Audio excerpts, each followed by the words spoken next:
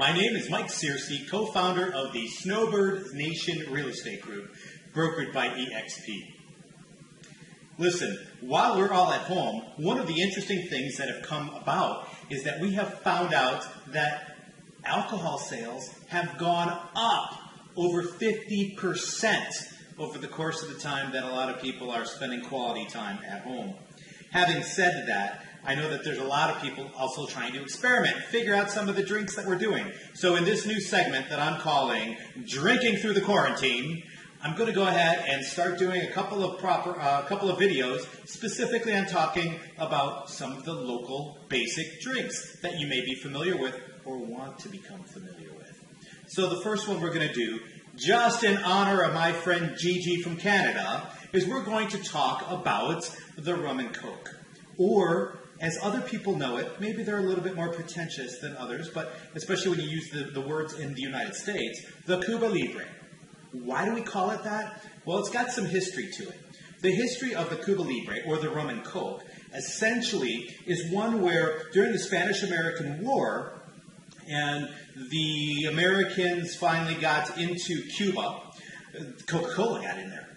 And when Coca-Cola got in there, they started actually kind of putting together some drinks that were associated with it. And so the rum and coke originally was created specifically for Coca-Cola.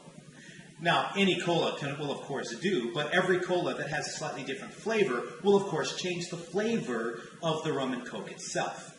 But what's in a rum and coke actually? You would think that we know exactly what it is because there's rum and there's coke, and it's what I would call an ingredient call. You see, my time as a former bartending school owner, I can tell you that an ingredient call is often the easiest and sometimes the trickiest for bartenders to remember and think about. Why do I say that? Because when I say the rum and coke, we know, for example, that it's going to have rum. Now, oftentimes we think of it in terms of 1 to 1 2/3 of an ounce of the alcohol, depending upon the size of the glass. Now, a rum and coke is typically served in a highball glass, so a long thin glass. I'm using what I have in my home today. And so I've got this glass here, and the first thing that I want to do is I want to put somewhere between 1 and 2 ounces of rum. Now, what is the best rum for a rum and coke? And that's a really great question. You see, back in the legend of the time, it's often said that a rum and coke was originally made with light rum, a white rum. And as such, that's what was available, and that was what was made in Cuba and things like this at that time. But the Cuban rums specifically that have a bit stronger of a flavor, or the rums that are darker, have a bit stronger of a flavor, are often more preferred. And the reason why is we're trying to counterbalance the heavy sugar bomb you're going to get with a Coca-Cola. And so, knowing that, the rum is really a matter of taste and experimentation. So what will the average bar use? A light rum, if you just call it without calling the actual name, because the light rum is what we call in the well. The easiest, the house rum, if you will. It's the cheapest rum in the place. But what I've picked up today is also just a bottle of Admiral Nelson's spiced rum.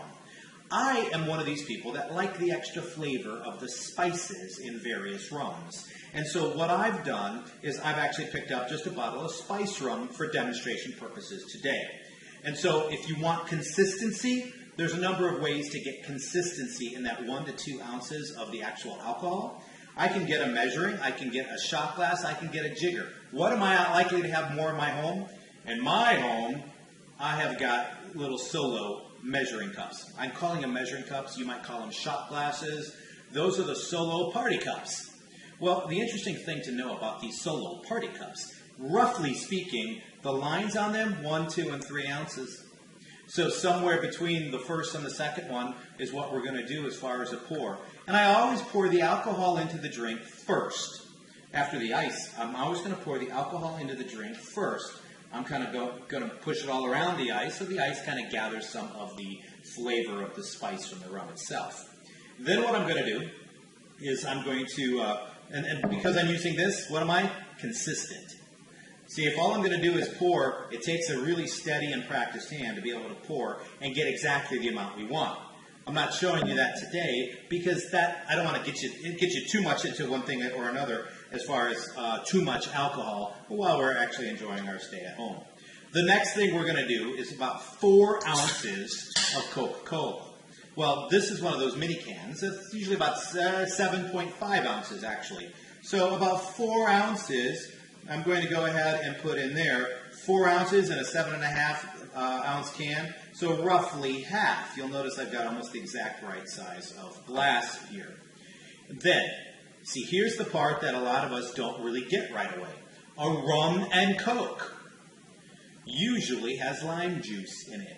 Sometimes maybe up to 1/3 of an ounce of lime juice. If it's up to 1/3 of an ounce, I can also use this again, my little solo measuring cup. And what I've got here is just some cocktail essentials from the local store. But what this really is just a bottle of lime juice. So I'm going to take this and I'm going to go ahead and put this in here, enough to give me almost up to the first line, almost 1 ounce of lime juice. Kind of run that around in here as well. See, oftentimes we think, oh, rum and Coke. Maybe what I need to do is just put rum and Coke, and a lot of people will. But what they're often missing for the authenticity and the snap to the flavor is that lime. If I had it, and I don't, we would garnish this with a lime as well. And otherwise, a couple of limes, and people will squeeze them in themselves if they're not actually putting the lime juice in. Gigi, this is the proper way, or at least en route to the proper way of making a rum and Coke. So for all of you out there in your special time at home, be safe while we're drinking through the quarantine.